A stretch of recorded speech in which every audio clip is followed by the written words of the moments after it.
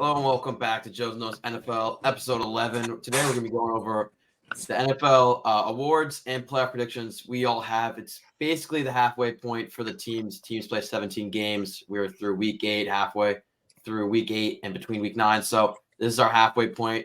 At the start of the season, we did our award predictions. If you want to go back and watch that, that's way before. Right now, we're going to do our halfway point award predictions. So this is based on what has happened through the first 8 weeks and what you think is going to happen from the remaining of schedule and everything. We're going to start it off with Coach of the Year. Guac, you have it first. Yeah, I believe that there's a chalk pick that I get a lot of my co-hosts here will agree with. But I'm going to switch it up. I'm going to take a guy that I think has really been overlooked in this Coach of the Year race, and that's DeMeco Ryans of the Houston Texans. Now, we got to talk about how bad this Texans team was last year. They were an absolute dumpster fire. Now, we got to keep in mind, DeMeco Ryans is a defensive-minded coach. His defense last year jumped from the 30th ranked defense in the NFL to now the 17th this year. That's a pretty big improvement in 1 year, given the fact that on the roster, he really didn't change much other than a underperforming Will Anderson, who really hasn't hit his stride yet for this Texans defense. But again, despite that, I mean, this guy has just improved this team on both cylinders, not even on the defensive end, but also on the offensive end. He's given CJ Stroud all the materials and all the play calls that he needs to be confident and throw the ball. And that's why this Texans team has been so much better than a lot of people think. Now, the question is, can the Texans win enough games or sneak into a playoff spot to let DeMeco Ryans be Coach of the Year? Because if they don't win enough games, he won't be. And I think it's true. I think that they can really sneak in as that last wild card spot in the AFC. And I think that DeMeco Ryans can take this Texans team to a good enough record where DeMeco Ryans should be given the nod for Coach of the Year for turning this dumpster fire of a franchise around. Yeah, so for my coach of the really quick, I just want to address Guac's pick there. DeMeco Ryans has done a fantastic job. I mean, I'm a huge CJ Stroud guy, as you guys all know. I just don't see a world where he actually wins the Coach of the Year award. That he's had a good start to the year, but I mean, most of the success should go to CJ Stroud leading that offense of young receivers and inexperienced offensive line. But you're saying that they're going to sneak into a playoff here. I mean, they're 3-4 right now. Jacksonville's 6-2. I think we could all agree that Houston has virtually no chance of winning the division. No. I don't see a world where they sneak into the playoffs when you have Buffalo, Miami, New York, Baltimore, Cincinnati, Jacksonville, Kansas City. Those are 7 clear teams that are better than them. And that's we'll talk about it later in the picks, but I have the Texans sneaking in over one of those teams. I mean, that's not even you know what? All right, well, we can talk about it later. I just think it's a little bit ridiculous to think that they can sneak in while being 3-4 already this way through the year with an incredibly tough schedule coming up. They play the Bucs. That's a tough-ish game. They play the Bengals, the Jags, the Jets in New York. I mean, they have some pretty much unwinnable games on their schedule. I mean, I just don't see how they're going to sneak in. But for my pick, I'm going to keep it short and sweet. I'm going to take Dan Campbell, what he's done with this Lions team. And this is more of an award that he deserves for the last couple of years with what he's done with this franchise. He's done a fantastic job turning it around. So I'm going to go Dan Campbell as a pretty easy pick for Coach of the Year. Yeah, I'm with Matt on what Guac thinks. I think that a lot of it goes to CJ Stroud.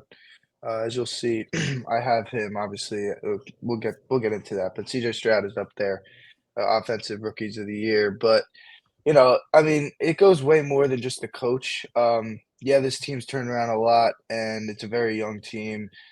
Stroud has a good amount of stuff to work with, and they're only going to get better. Obviously, they're not going to make the playoffs. I'd be shocked if they did. I have the Steelers obviously over them. Well, not obviously, but I have them over them. So going on to the coach, I'm going to go same as Matt. I'm going to go Dan Campbell.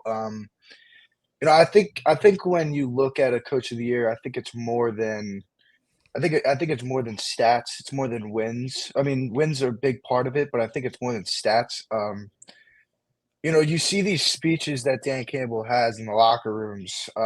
It gets you hyped up, and you're not even in the locker room. He's more of a best friend to all the players on the entire roster, the coaching staff, and I think it's just a very easy pick to go with Dan Campbell here. And as much as I like DeMeco Ryans, Dan Campbell is just more than enough to Coach of the Year, in my opinion.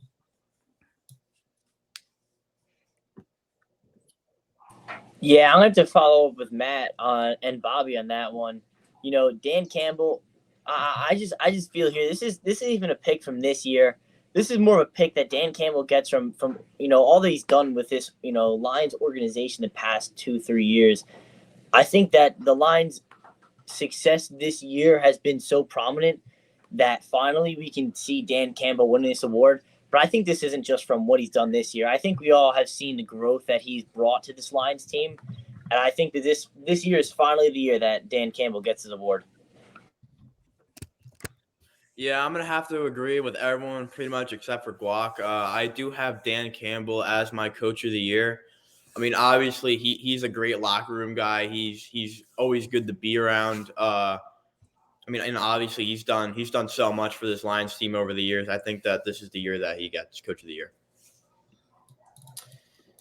Yeah, and I fully agree with what Matt said with Dan Campbell. I think it's more of a last couple of years thing. They started 1-7 last year, and since then they have hit the boots running. And right now this team is looking like one of the top 10 teams in the league and easily getting in that playoff. So I got Dan Campbell as well, winning the coach of the year. Moving on to our offensive and defensive rookie of the year.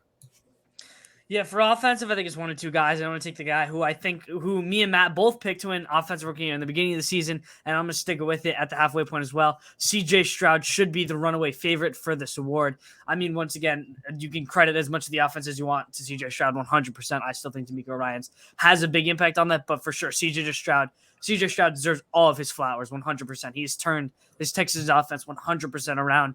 In my opinion, he's been by far the best rookie. His completion percentage through the roof, and he's leading a team with not a lot of great weapons to a 3-4 start, which isn't great, but I think that they're going to just keep heating up and getting better. So I'm going to take CJ Stroud from my offensive. And then for my defensive, I'm going to take the steal of the draft 100%. Jalen Carter falling to 9 at the Eagles is still one of the biggest falls, I think, in a while. I mean, Jalen Carter should have been a top three pick 1,000%. And the fact that, in my opinion, that he fell to 9 is just an absolute joke. He's been terrorizing this league ever since he stepped foot on a football field. And I just think that Jalen Carter really is going to run away with this defensive rookie of the year. Yeah, so first off, I'm going to agree with Guac here. I'm going to go CJ Stroud, best touchdown interception ratio in the NFL. He's doing this as a rookie, obviously, with an atrocious offensive line, little to no weapons, and inexperienced coaching, although DeMeco Ryans has done a good job. He's a defensive-minded head coach, and he's very inexperienced, so he has little to no guidance or help, and he's putting up these fantastic numbers. So I think he's the clear offensive rookie of the year. And for defensive rookie of the year, I'm going to take Devon Witherspoon. I think what he's done for this Seahawks defense is unbelievable. 8 pass breakups, which is amazing for a rookie. He's been a clear lockdown corner. And, I mean, you can see it translate to the team dynamic. The Seahawks have had a very stout defense, especially as Witherspoon has started to get healthy and get his feet under him. So those are my 2 rookies of the year for sure. Yeah, I couldn't agree with Matt more. Obviously, I'll do it a little bit backwards here. I'm going to take Devon Witherspoon. Just going off of what Matt just said, this team's known as, well, after the trade deadline, getting Leonard Williams is now known as one of the best defenses in the NFL. Could arguably be a top 5 defense in the NFL with a loaded offense. Obviously, Geno Smith has his question marks, but I mean, he gets the job done, as Guac would always say. But yeah, I mean, Devon Witherspoon stepped into that cornerback 1 spot and has really just taken over. He does not look like anything like a usual rookie would. I mean, he just looks like a complete superstar, making big plays. Although he only has one interception. It's more than just that. Obviously, he had that big 99-yard pick 6 against the Giants, but he just continues to lock down the really, really good receivers, and you can't really go away from that. And then my offensive rookie of the year, I'm gonna have to go with CJ Stroud. Pretty even with everyone. He's the best rookie, and yeah, that's it. Yeah, I'm gonna go pretty similar picks as everybody else. I'm gonna take Devon Witherspoon as well for defensive rookie of the year, and the reason I'm not taking Jalen Carter here is I just think that Jalen Carter is kind of put in a very nice situation in the Eagles defense. I feel like he's only utilized as a pass rusher. He's not been at all used in the run-stopping game. And I feel like that's a part that the Eagles have been kind of lackluster a little bit defensively this year, have been, letting a little bit holes go through. And I don't think Jalen Carter's impact is as strong as what Devon Witherspoon has done for the Seahawks. He's been able to also, line up in coverage, but also be lining up in the box. He's been elite with a run defense just as a secondary piece. He's missed 2 tackles so far. That's some stuff you don't really see from cornerbacks and stuff you don't even really talk about because it's things you don't worry about. But he's doing stuff that you're expecting 6-7 year guys doing as a rookie. I love his impact, and I think as the year goes on, he's going to continue to be huge. And then for offense, I'm going to keep it quick. I think C.J. Stroud's a clear one here. Yeah, I'm also going to keep it quick. I have C.J. Stroud as my offensive rookie of the year. Obviously, he's been playing like the best quarterback in the draft. Obviously, Zay Flowers has been pretty close, but I think that Stroud's going to win it. For my defensive rookie of the year, it's kind of a lazy pick, but I'm gonna have Jalen Carter. He's overall a great player on a great defensive line. He's great, like rushing the passer, and he's been putting up great stats for a defensive player in his rookie year. Yeah, I'm gonna go away from you guys for offensive player, and I'm gonna go with Puka Nacua. I'm solely going off stats right now. He's second in targets, second in receptions. He's third in yards. He's very close to that 1,000-yard mark already 8 weeks through. And if he keeps this up, which you're saying, oh, Cooper Kupp's back, he's not gonna. He's still averaging over 7 targets a game with Cooper Kupp in the lineup. So he's still getting not the same amount share, which was at 14, 15 per game. He's still getting around those 7 to 10 targets per game from Matt Stafford. And Matt Stafford is still very warming up to him.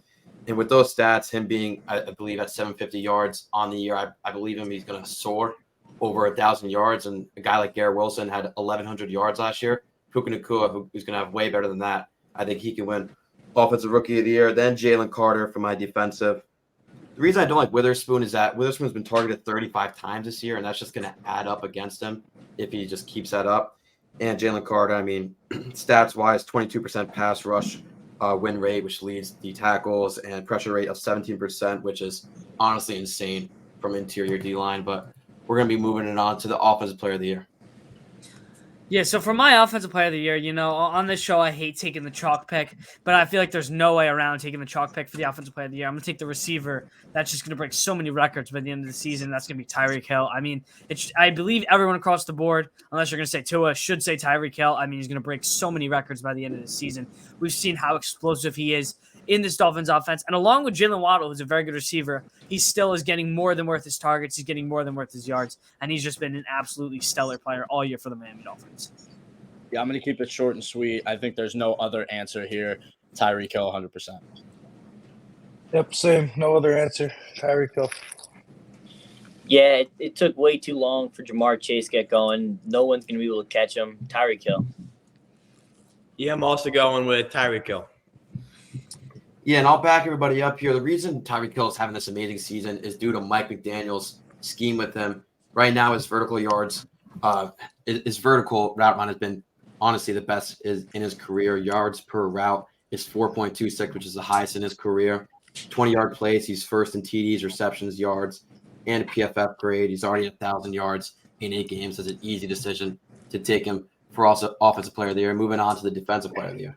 Yeah, so I think real quick, I think Myles Garrett, TJ Watt will win this award, but I want to talk about the guy that I think gets so overlooked and the guy that I think deserves it more than both of those guys, and that's Max Crosby of the Las Vegas Raiders. Now, this guy, he is the most overlooked superstar, in my opinion, in the league. He is leading this Raiders run defense to bottom 5 in yards per carry allowed, let alone he is no one to help him out on that line. They've allowed under 600 rushing yards. He has 7 sacks, which is good for top 10. Now, I do think that number will go up, as well as they are bottom 7 in total yards allowed in the league, and let alone this Raiders defense is absolutely atrocious. I can't even think of more than 2 players on the Raiders defense other than Max Crosby. And if you just watch a Raiders game, he lives in the backfield. He has been a terrorizer for quarterbacks that he's played against. Max Crosby has just been such a game changer for this Raiders defense. Now, the stats don't show how much he pressures quarterbacks and how much he has changed just the scheme of what the Raiders defense is trying to do. So I really think that I don't think he'll win it, but I think that he definitely deserves at least an honorable mention or some kind of look in the direction of Max Crosby for how overlooked he's been all season. Yeah, so I mean, I agree. Max Crosby, really underrated guy. In my opinion, he's a top 5 rusher all around in the NFL. But I mean, this is an honorable mention award. This is the Defensive Player of the Year award. So I mean, I'm gonna actually back up my boy Dom, who's not here currently. I'm gonna take T.J. Watt. I just think you compare him to really anyone else. He's 3rd in sacks in the NFL. He does have a touchdown. That is a defensive touchdown. He's really the only one with a defensive touchdown out of all of the front runners for Defensive Player of the Year. He's got 2 forced fumbles, which is phenomenal, 7 tackles for loss, and he's actually been an absolute freak disrupting the pass game. 6 passes deflected and an interception. That's unbelievable. That's stuff that you do not see from these edge rushers. And he has a game less than most of the rest of the competitors for Defensive Player of the Year, He only has 7 games played compared to the vast majority of them having 8. So I think TJ Watt is really the clear pick here. And to touch on Max Crosby really quick, I mean, I agree he's a great player, but I just don't think he really deserves a mention in this conversation. I mean, he has played 8 games. He's sitting right around top 10 in sacks. And you look at guys below him that haven't played 8 games yet. Micah Parsons, he will most likely jump over him. Chris Jones will do the same. I mean, he's no doubt a solid player, but I just don't think he deserves to be mentioned this year with these top 3 or 4 guys in the league for Defensive Player of the Year. Yeah, I'm going to keep it on the quicker side. TJ Watt is my pick. As Matt was saying, he does more than just get sacks. He's involved in getting interceptions. He's involved in breaking up the pass game. I just want to also real quick touch on Myles Garrett. And the reason I didn't pick Myles Garrett is because of the other players he has around him. The Steelers' defense is not that good, but that D-line's pretty good. And TJ Watt makes that defense reasonably good. And he's single-handedly won them pretty much 2 games. So that's the reason why I would take TJ Watt over Myles Garrett.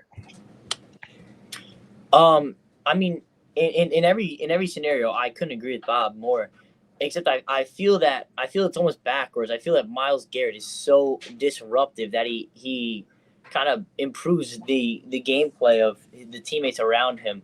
And this is almost more of a biased pick, but I watched the Browns-Colts game, and Myles Garrett had like a blocked field goal, 2 forced fumbles, and like 2 sacks. He was extremely dominant.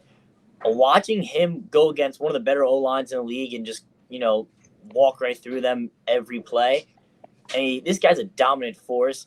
He's got 9 sacks already in the year. He's got 4 forced fumbles. I know he hasn't gotten the end zone yet, so hopefully he does. So the stats look better by the end of the year. But he's putting on a dominant year so far, and I expect him to keep on just padding the stats with the elite defense surrounding him, as Bobby said. Yeah, I think at this point it's between Parsons and Watt. I do have Micah Parsons as my Defensive Player of the Year. I do think that he is going to beat out Watt because, I mean, Watt's still limited. I mean, Parsons is kind of like an all-around player. Like, he's also good, like, in coverage and also obviously rushing the passer. So I think that's like a big thing, which, I mean, Watt, they can't really control that. But, I mean, Parsons, he's been flying all over the field. Every play he's there. He's obviously been incredible, forced fumble, sacks. Not as good as TJ Watt, but I still think that he's going to win it. In my opinion, I don't have Parsons in the conversation. Since that Cardinals game, he's kind of been a ghost. He went amazing those first 3 games, but outside of that, he has not played good. And it's between Myles Garrett and TJ Watt for me. I have Myles Garrett better. Right now this season, he has more tackles, forced fumbles, stops, hurries, pressures, and the same amount of sacks. And Matt said, yes, he has TJ Watt has 1 less game, but Myles Garrett actually has 50 less snaps than TJ Watt. So I'll be taking those snaps for Myles Garrett, and I believe him. He will win the Defensive Player of the Year. Moving on to the most valuable player. Yeah, I'm going to throw it in a reverse card. Jack, I want you to go first. Yeah, I mean, mine is Joe Burrow. I know Guac is the same, and just the reason I know a lot of people are going to disagree after that slow start, but the past 3 games is what's really shown me that for the rest of the year, Joe Burrow is going to turn back into his playoff self. He's on a 3-game winning streak. In those last 3 games, I just want to preface before this that when we did our top 5 episode for QBs, I said I was worried about Burrow's play under pressure and how his O-line was not playing good. Well, actually, the last 3 games under pressure, 84.2% completion percentage is first in the league, 4 TDs, tied for first, and 119.2 passer rating, that's second in the league, while the Bengals O-line is improving. So he's doing amazing under pressure and with a clean pocket. His only really concern right now is to win this MVP is his strength of schedule. It is the second hardest in the league. But if you bring up a guy like Lamar Jackson, his is first in the league. So I have Joe Burrow edging out Lamar Jackson. Yeah, Jack, I couldn't agree with you more. I think that this is, again, a future pick. We've seen what Joe Burrow is, and we see what he can do. I mean, you talk about him struggling through the first couple of weeks. He only has 4 picks, which really isn't that bad, especially we're talking about a guy really struggling. The touchdowns aren't there. He only has 10, and his QBR is about 16th in the league, which isn't great. But once again, we've seen what this guy is. Jack mentioned his numbers going through the roof in the past couple of games, and I just believe so much in what Joe Burrow has shown over the past couple of years that I think he's going to sweep away this MVP race by the end of the season. Yeah, I really heavily disagree with that pick. I'm a big Joe Burrow guy. I no doubt think he's going to turn it around. I think the Bengals are going to turn it around, but it's just too deep of a hole for him to dig out of. Jack already mentioned second hardest strength of schedule remaining. I mean, he's 18th in quarterback rating. He's sitting at just about 19th in total passer rating. The touchdown to interception ratio does not look fantastic. And I mean, you also have to take a look. That offensive line has not been terrific, but he arguably has the best weapons in the NFL around him. So that type of stuff does not really go in his favor. The schedule is tough going forward, which I don't think is too big of a speed hump for him. But that slow start to the year, we're not talking about 3 or 4 games of it being slow. We're about halfway through the year, and on quarterback rating, on passer rating, on touchdown to interception ratio, he's just about average or below average. That's a really hard hole to dig yourself out of, especially with his team not really meeting expectations to where they should be at. So this is where I'm going to go with my guy, Lamar Jackson. I've been absolutely huge on him throughout the entire year. I mean, he's 5th in touchdown to interception ratio, and he's behind Kirk, who won't be playing anymore, CJ Stroud, who quite frankly hasn't done enough to be mentioned in the MVP conversation, Justin Herbert, very tough schedule ahead, and Russell Wilson. I mean, none of those guys are in the conversation. So throughout all of the MVP competitors, he's 5th, which is the best in touchdown interception ratio. He's I just don't see how you can doubt this guy anymore. He's done it in previous years. He's been phenomenal against very difficult defenses in the first half of the year. So the strength of schedule, I mean, it doesn't really matter as much because he's already ran through some fantastic defenses. His wide receivers have been the absolute worst in the NFL. His completion percentage is top 3 in the NFL. He's been absolutely phenomenal. I think it'll only continue. I think the wide receivers will improve, and I'll have him claiming his second MVP of his career. Yeah, I couldn't agree with Matt any more than what he just said. Since he kind of said all the stat part of things, I'll keep it kind of short. But I mean, he's more than just a field. He is a field general. He's more. A lot of QBs throw the ball, have that strong arm, but not everyone needs that strong arm to be that high caliber QB and lead their team to a Super Bowl. That team is not overpowering on offense. Their RB1 is Gus Edwards. Their offensive line is good. Their defense has actually played very well the last couple of weeks. But not going on to their defense, obviously, because we're talking about Lamar. But again, he has Mark Andrews, and then he's got Zay Flowers, who's a rookie, who's you could see still making mistakes, although he's shown a lot of mature times. Obviously, only catching 1 touchdown, but week in and week out, Lamar is showing it whether he's throwing the ball or he's running the ball, leading his team to victory. So, yeah, I think it's pretty easy in my opinion. I'm going to go Lamar here. Yeah, my one question for Matt here before I kick mine off is, what makes you think that the Ravens wide receivers are going to get better? Because, we've watched it's got to be close to like 3 years now. We haven't seen the Ravens receivers get better. No, I agree. I see your point 100%. I'm looking at Zay Flowers, a rookie who, clearly it's his first year in the NFL. I'm looking at Rashad Bateman, who, I mean, can almost be considered a rookie based on how young he is, and he's missed a huge portion of his career so far due to injury. So these guys are still getting acclimated. I think there's no doubt by anyone here that Zay Flowers is immensely talented. There's been a lot of shaky plays early on in his career, but I think he'll progress, he'll learn, and I think that there's really nowhere to go but up for the Ravens wide receiving core. Not only are they young and it's reasonable to expect improvement, but they've also been the bottom of the NFL, so you really can't get much worse from here. So I'm just kind of assuming it's going to go up with this young core. Yeah, all right. That is a fair statement because it's pretty hard to underperform from where they are. But going off of that, I'm gonna take a guy who I'm kind of surprised there's not a lot of hype in the NFL around him because every year there is, and around this time is usually when he's being talked about. I'm gonna take Josh Allen here for my MVP pick. This one basically just comes from just looking at a little bit of the metrics on him. Stuff like his turnover-worthy plays is down to his career low. But right now his turnover-worthy plays is top 5 in the league with 2.9 turnover-worthy plays per however many plays he has. His adjusted completion rate is top 5 in the league. His passer rating is top 5 in the league. And one more stat I want to touch on is a stat called pressure to sack, and it basically is just going to be judging how many times the quarterback's being pressured and how many times is converted to a sack. Josh Allen ranks 3rd behind Patrick Mahomes and Baker Mayfield, which Baker Mayfield's a little bit of a confusing one there. But Patrick Mahomes is another guy who is very evasive in the pocket, very hard to get down. Him and Josh Allen are talented, creating more than just the play in front of them, breaking out of the pocket. And I think Josh Allen's really been doing an elite job of that this year. I think that he's going to continue to help his team succeed. I think he could bring the Bills to a championship. I think this is a year with, some big improvements in the trade deadline and the Chiefs not really looking great as of late.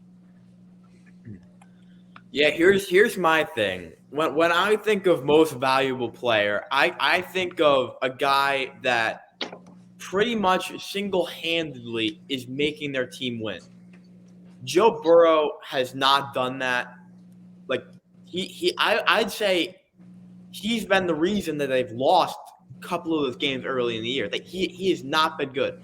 Josh Allen, I like that a little bit more than Joe Burrow. He's obviously looked shaky.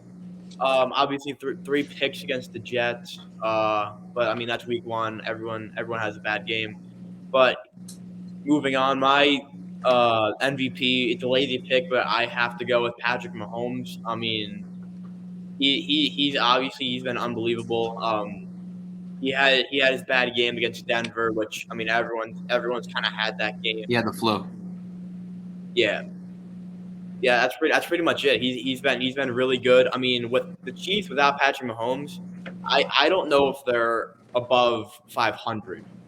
I mean, Travis Kelce's obviously great, but I mean, defense is good, but the offense is just like horrid without him. I mean, Travis Kelce has a little bit, but I mean, yeah, that's pretty much it. That's why I have Mahomes. Yeah, and Rich, real quick, if I could just add something about Mahomes. And right now, Mahomes is number 2 on who I would take for MVP, and that's because his outlying data is just off the charts. I mean, as you said, I don't think there's a quarterback that could step in his position on the Chiefs and do what he does. I don't think there's a player that could do what Patrick Mahomes does, and I just think that the lack of talent surrounding him this year is just so strong that he can't even step up and carry this Chiefs team. I also think that the magic between him and Travis Kelce isn't going to be able to carry for 17 weeks. Yeah, I like everybody's picks. The one thing I was so close to Lamar Jackson. It's just the strength of schedule is first, and also his past 2 years he's only played 12 games, and that is just a huge injury factor, and that's something I can't trust with Lamar Jackson. So that's just my big reasoning there. But we're gonna move on to our playoff predictions. It is a very, very tight race as of right now. If you want to take a share the screen of what it looks like right now. Here we go. Takes a second. That's what we're looking at right now. Guac, you can go first on your AFC picks. Yeah, so I believe that the first 6 teams I'm going to list should be everybody's 6 in some order. I mean, we'll debate the order, but the first 6 I believe in the AFC are the Chiefs, the Jags, the Ravens, the Bills, the Dolphins, and the Bengals. I believe that those 6 teams should be in everyone's in playoff predictions. Now, that 7th seed really is up for grabs. I mean, I feel like there's going to be a bunch of teams, but now I'm going to go back to my DeMeco Ryans pick, and I think that the Houston Texans are going to edge out the New York Jets for that last playoff spot. I think that it'll be a very, very close race. And this Jets team is very good. I love their defense. But again, the problem for me is that I don't think Aaron Rodgers is going to be back in time. And I don't trust this Jets offense without him. So I think that this Houston Texans team can edge out the Jets by maybe half a win or their point differential. I think it'll be a very, very close race between the two teams. But I think that CJ Stroud in his first year playing like a top 10 quarterback is going to get the job done and just sneak into that last 7 spot. So you don't think the Steelers are better than the Texans? No, absolutely not. Steelers won't step the playoffs. I gotta jump in, Matt, before you really quick. I mean, I think that the Chargers are better than the Jets, Texans. I mean, like, Okay. What have the Chargers done win-wise that impressed you? I mean, they have a great offense for sure. They can't stop a walking turtle, Richie. They may have one of the worst defenses I've ever seen. What have the Texans done? I mean, the Texans, the winless Panthers. The Texans, okay, they lost by 1 point. I get that. Yes, everyone has their game. But this Texans team is showing improvements. It's a very, very young team and with a lot of raw talent. I talked about how their defensive rating has improved now. Listen, I think it's going to be a very, very close race between them and the Jets. I see Matt's already shaking his head, but I'm telling you, I know you're going to say the Jets are going to squeak in. I'm telling you it's a very tight race. It's not going to be a blowout. I just think that this Texans team... What? You're already starting to see it. Once Stroud lit it up at the beginning of the year, teams are gonna get a folder on him. They're gonna pick up on his stuff, and you're already seeing it. He's slowing down. I mean, he's gonna keep on digressing because there's gonna be more of a game plan behind him. I don't think it's CJ Stroud. It's the same thing as Will Levis last week. He comes in his first start, like they don't have on him. I mean, Richie, he's still only thrown 1 pick. He is the 14th QBR in the league, which isn't the greatest. But again, we've seen how he has affected games. Listen, I get they lost to the Panthers. I still love the defense that DeMeco Ryans has been scheming up. It's getting better and better each week. And I think that this team is just going to sneak into the playoffs. Can I just add something? I don't think it's CJ Stroud's tape. I'm just gonna save a Friedman rant here because I know he's gonna get a little upset about us talking bad about CJ Stroud. But I don't think it's his tape that they're getting. I think it's their new offensive coordinator's tape they're getting. I think teams are starting to get a feel for the offense that the Texans are sending out. I don't think CJ Stroud's the type of quarterback that after 5 weeks you just watch him throw a football and you know what he's doing.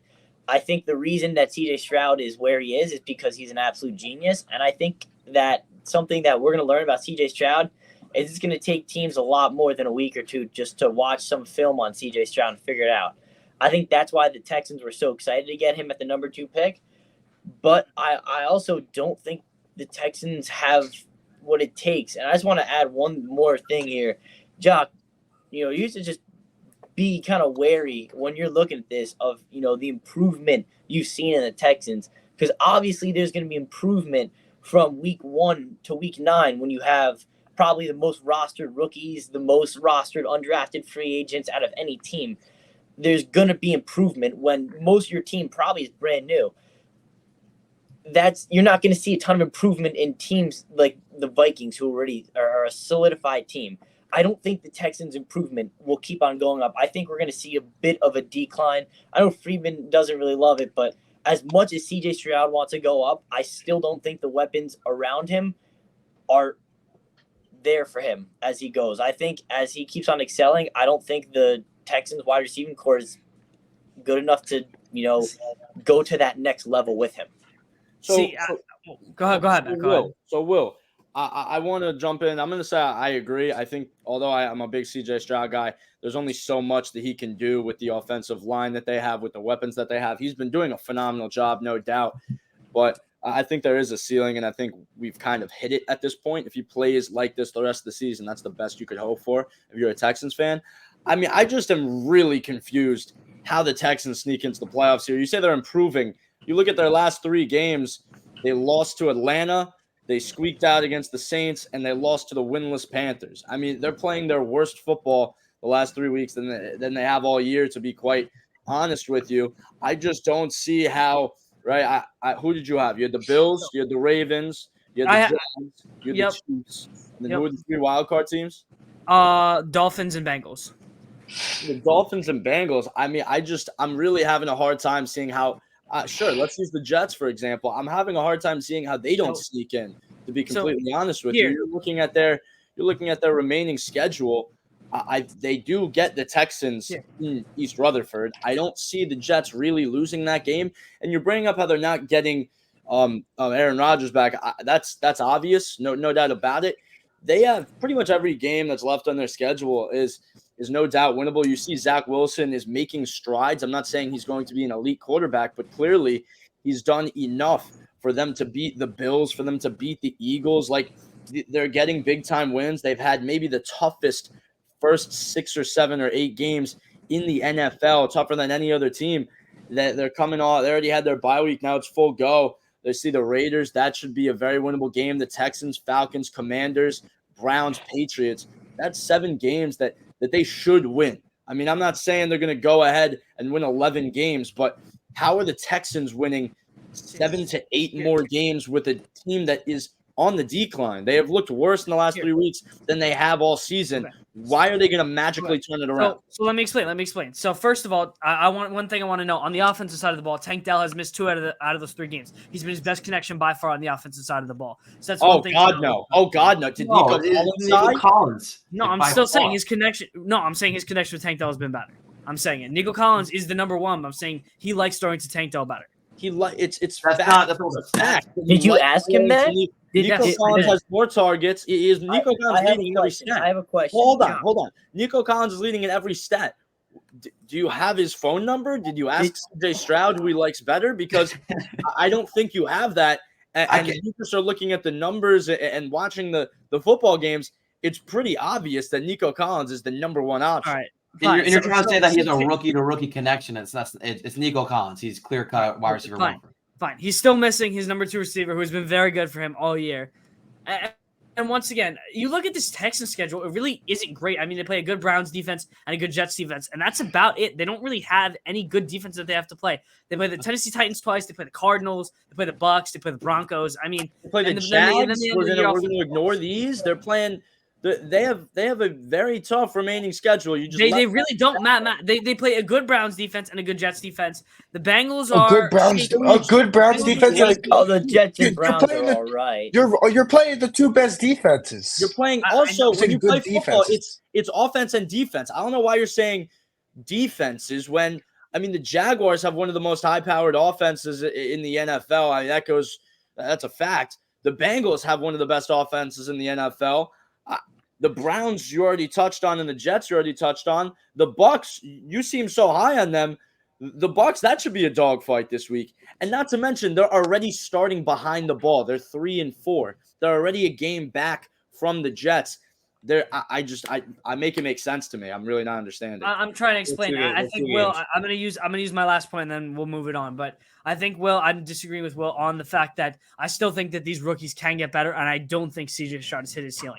I think that this offense will continue to mature and continue to improve, and I think that they're just gonna beat the Jets out for that last wildcard spot. In future years, give them 2-3 years, and they'll be playoff ready. They're not playoff ready yet. Yeah, I don't even think it's the players. I just still don't think Texas even has a strong enough roster at all. I don't care how much these guys improve. I still don't think they have a strong enough roster. And it's really tough to say that the Texans can win these games, and they're winnable games when they just lost to the winless Panthers. So nothing is winnable for them as of right now. Matt, if you want to quickly go through your AFC predictions. Yeah, really quick. My AFC predictions. I got the Bills winning the AFC. So I'll go in order. I got the Chiefs, then the Ravens. Then I got the Bills. Then I got the Jags. And then my 3 wildcard teams are going to be the Dolphins, the Jets, and the Bengals, which obviously would leave the Texans out. Nothing wrong with that. I think everybody agrees there, right? All right, moving on to Bobby's. Yeah, I'm going to go Chiefs, Ravens, Jags, Dolphins, Bills. And I think there's going to be 3 AFC North teams in. It's going to be the Bengals are going to be making it, and then it's going to be between the Browns and the Steelers. I don't think the Jets are going to make it. Zach Wilson's not good enough, and it won't be in time for Aaron Rodgers to get back. So wait, did you say the Browns or the Steelers? Which one? Either. I said sorry, my fault. The Browns. The Browns will make the. I have the Browns Okay. as the 7th spot. Okay, so I was But gonna say it's gonna be between the Steelers and Browns for the 7th okay. spot. See, that's fine with me. I was going to say if you said the Steelers, I was gonna get a little upset, but I have no problem letting the Browns sneak in there with that great defense and what they've proven. I just can't see a world where the Steelers make the playoffs this year, but I have no problem with that then. All right. Yeah, I mean, I'm gonna ride the Jets' faith. I'm gonna ride their train. I think that what Robert Saleh has been doing is finally kind of converting into a good team performance, and I'm kind of happy with that. So I'm gonna sneak them at the 7. But starting from the top, we're gonna take Chiefs here. I'm gonna take Chiefs, Bills, Jags, and Bengals, and then I'm gonna take the Dolphins, Ravens, and Jets at the bottom 3. Pretty similar to the rest of you guys. I just think the Bills are gonna win that division though. Real quick before Richie goes. Sorry. The last 2 games. Oh, sorry. We could even say the last 3 games. They beat a bad Broncos team. They lost. They beat the Jets because of Jalen Hurts, and they literally played one of the worst offensive games along with the Giants this week. The Jets are not good. Defensively, they're good. I think they have very good. Garrett Wilson, Breece Hall are very good. Their offensive line is a huge problem, and Zach Wilson is not good enough. I had hope. I really did when he stepped in when Rodgers got hurt. I thought he was going to step in, especially after that opening night when they beat the Bills. But, man, I mean, I don't know how you could say that they're showing you any sort of hope. Like, they lost to the Patriots. Obviously, it's an division game. You can't really say that. They lost to the Chiefs. They beat a bad, like I said, they beat the bad Broncos team, and the Eagles single-handedly lost themselves the game. So Well, I don't really know. I'm going to That's back what up the gonna Jets say. here for Will. You can't really say Jalen Hurts lost in the game when Jalen Hurts was versus a backup secondary. No Sauce, no DJ, and no Brandon I Echols. mean, He was versus a backup secondary and threw 3 interceptions. Okay, but Listen. And also, he beat a Broncos team who's now in the uprise. And then Zach Wilson, I don't know why people are ripping on him like he had the worst game in the world. Yes, he took those 2 stacks from Kayvon, which are bad, and he missed Breece Hall on that 3rd down. Those are 3 bad plays from him. But outside of that, his receivers had 4 3 drops. game-changing Jack, plays. But Jack, here's my question. I talk about this. Quarterback's the most important position on the field. And I'm going to back Bobby here. This is why I don't think the Jets are going to make the playoffs, is because I don't think Zach Wilson's a playoff-ready quarterback. He's clearly has not been able to make the right reads. We're talking regular season. I'm just saying I don't think they're going to make the playoffs. I'm just saying this is my point. You're saying I was saying this. I would say, Matt. Matt, you got next. You got next. Let me just talk. Sorry, I don't mean you got next. You're good. Listen, the way to get to the playoffs is in the regular season. They have not played good enough in the regular season. They're a 4-3 football team with 2 sneaky wins. They just beat the Giants, which is bad. Okay. Let's see how many in division games they have left. They play the Chargers, that could be a shootout game. You never know. I know the Jets may be able to score points in that game because of the Chargers defense, but Chargers may be able to outscore them. They play the Raiders, which could be a game they could win. And then they play the Bills, then they play the Dolphins, and then they play a sneaky Falcons team. Then they play the Texans, who plays everyone tough. They play the Dolphins again, and then they play the Browns defense, and then the Patriots again. It's like, there's a lot of scrappy teams in there that, I don't know. There's good defenses, high-power offenses that I don't think the Jets can hold up with. But, I don't know. Zach Wilson is not ready for the playoffs, and they're not going to be winning games the rest of the regular season. That's kind of the big thing. Like, I just want to go back to what Guac said. I don't really understand. What does it matter? He's not. No, I phrased it wrong. That's my bad. I phrased it wrong. I just said I don't think he's going to be playing well enough to make the postseason. You can say what you want, but the Jets-Giants game, it was a very wet, rainy game, a tough matchup. The offense did not play well. But when the chips were down, Zach Wilson, they needed a drive out of him, and he produced. He showed up in the big moment. I'm honestly going to compare this to – I'm a big Ohio State guy – to Ohio State's quarterback Kyle McCord. He has not looked very good this year whatsoever. But When the chips were down, when it was time to go make a game-winning drive against Notre Dame, he got the job done. So how can you really doubt him until he really loses games for you? Because if you're looking at this, they beat the Bills, Broncos, Eagles, Giants, right? The Cowboys, they got blown out. The Patriots, it was tough, right? But you're looking at the Chiefs, right? He played phenomenal that game. He did not lose that ball game, and it's probably against the best team in the NFL. They have one of the toughest schedules in the first part of the year. They're 4-3. Zach Wilson has been good enough to get the job done against elite teams, against top 5 level teams.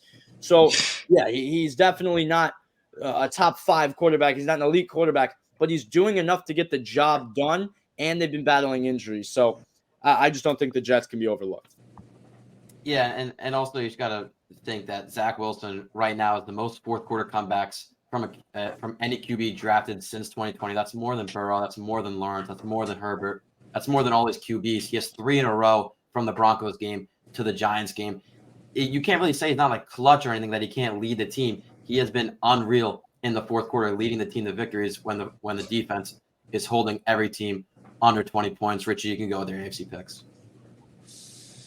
So I have the Chiefs, Ravens, Jags, and Bills win their division. And my wild card teams are the Bengals, Dolphins, and Chargers. That seven's it's really up for grabs, but I'm gonna go with the Chargers right now because one, the Jets don't know what's going on with Zach Wilson. We don't know. Aaron Rodgers is still a huge question.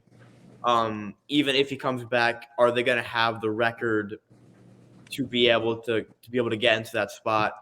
And the Browns, Deshaun Watson's been playing god awful, and I think that bad quarterback does not get you into the playoffs. And I mean, Herbert has not been bad. He's been good. The record doesn't really reflect it, but I mean, it's just kind of the defense a little bit. But we know that this Chargers team can score a lot of points. All right, so moving on to my AFC picks. I basically have the same as everybody except not have the Chargers in there. I have number 1 Chiefs. I just want to quickly touch on the Chiefs. Mahomes, this is the best defense he's ever had.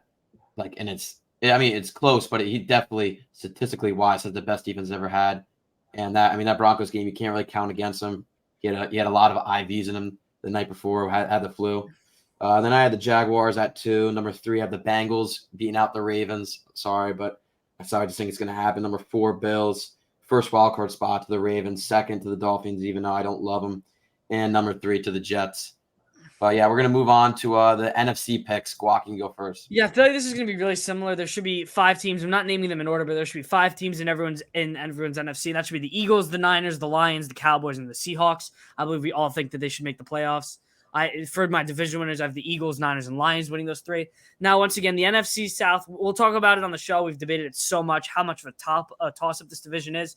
You know, and I could be a little biased of my personal pride from my take earlier in the season that the Bucs are going to win the division. So I'm going to stick by it. You know, I like what the Saints have done, and I like what I've seen out of them. But I'm going to stick by it. I think Baker can show up in those big moments. We've seen him. When the Bucs need to play, he can make it. He has lost some bad games, and he hasn't looked as impressive as he did in those first couple of games. So it does scare me a little bit, and I think the Saints can win that division. But I still think that the Bucs are going to edge it out. And for my last wild card spot, I'm going to go with the sneaky pick here. I think I'm going to get a lot of bad reactions for this. I'm going to go with the Los Angeles Rams. You know, I love what Matt Stafford has done. They've once again lost some bad games, but I still trust the weapons he has around him. This defense has not been terrible, so I think it's decent enough to squeak them into the playoffs.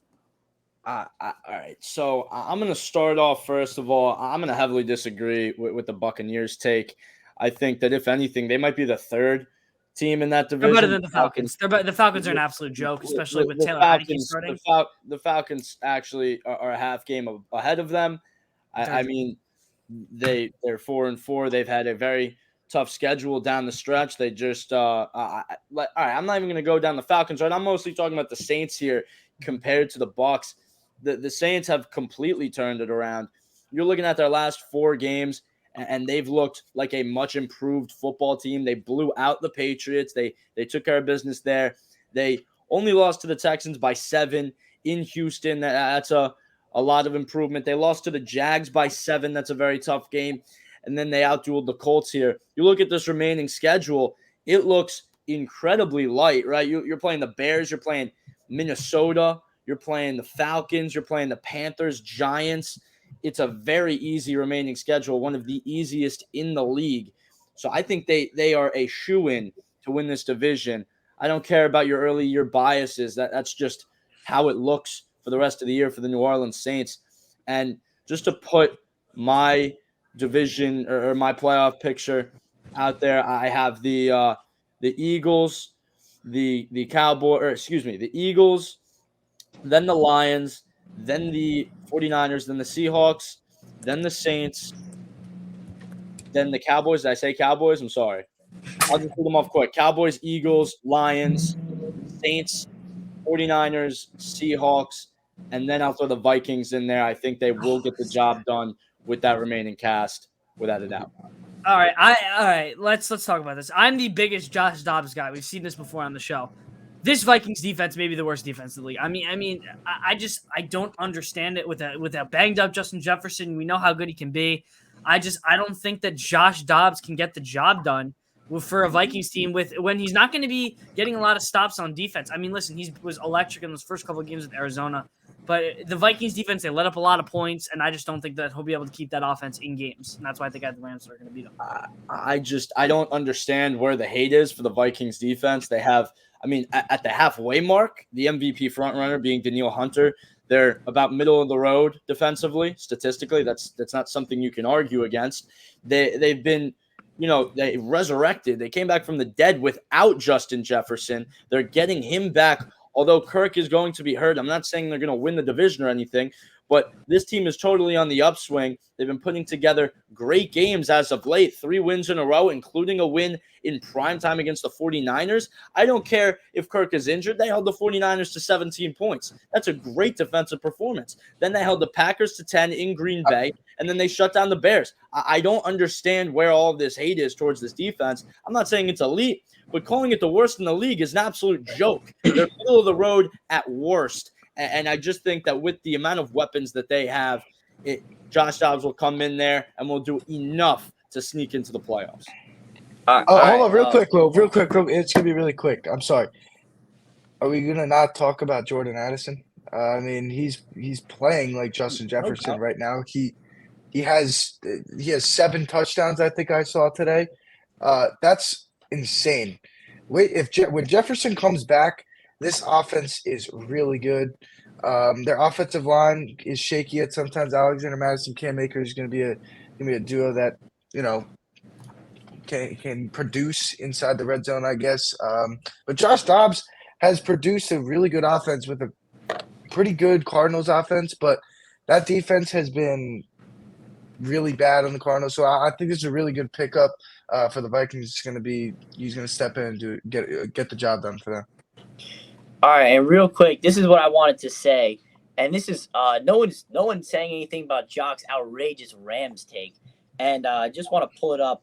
The Rams, 3 wins so far this season. I know. They beat the Seahawks in Week 1 when the Seahawks were abysmal for the first 2 weeks. Totally banged up in Week 1.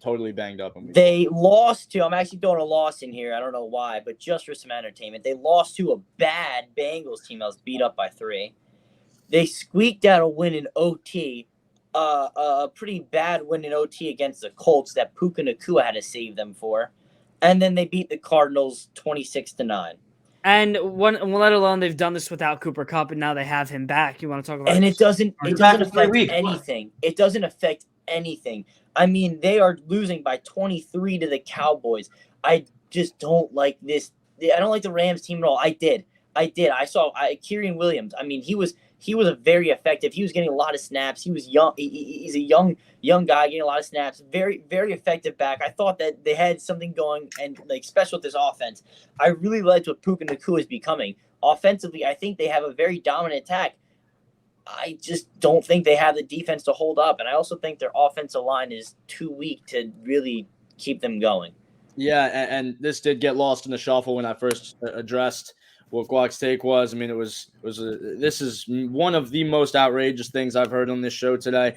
This Los Angeles Rams team is 3-5. Granted, they have played a a tough-ish schedule. They haven't surprised anyone with these wins. They beat the Colts, they should, and they beat the worst team in the NFL, the Cardinals, they should. They beat the Seahawks with literally half the starting roster out. So, I mean, yeah, it's a win, but they're not a better team than the Seahawks. There's no doubt about that. And you look at this remaining schedule, again, it is really tough. They got to play the Seahawks again. They got to play the Browns, at the Ravens in Baltimore. They got to play the Saints, and they got to play at the 49ers. That's really tough. It's tough to find them winning really any of those games, and that's 5 potential losses on already a team with 5 losses to begin with. There's absolutely zero chance that the Rams can get in the playoffs. I don't know what you see is going to happen. They're the most unproven team in the entire NFL. All right, we'll keep this really quick. Eagles, Lions, Seahawks, Saints, Cowboys, Niners, Vikings. Eagles are going to win the division. Lions are going to win the division. Seahawks and Saints. And then Cowboys be the 5, Niners be the 6, and Vikings be the 7. Yeah, for the NFC, I have Eagles, Lions, 49ers, and Saints winning their division. And for the wild card, I have Cowboys, Seahawks, and Vikings. Yeah, pretty much the same as you. I just have the Seahawks winning the division over the Niners. I love that Seahawks team right now. I just want to quickly add before we end it about the Vikings. Guac said that Josh Dobbs was amazing on the Cardinals, and he doesn't see him doing better on the Vikings, even though he's walking into a better system and better weapons. And you can't just say Justin Jefferson is banged up coming back from an injury. Like, what you think he wants to come back banged up? He's going to come back fully healthy. It's not like an injury. I don't know. I can't get into that, but that'll do it for us for this NFL week. What week are we? We're going to week 9, episode 11. We're going to have this episode up, and then we're going to have our game picks, one of the best slates I've seen in a while, this week 9 slate. So stay tuned for that coming out on Sunday. So for Giacomo Imperiali, Matt Freeman, Bobby Christensen, Will Kwiatkowski, Richie Zangara, me, Jack Helmer. Thanks for watching.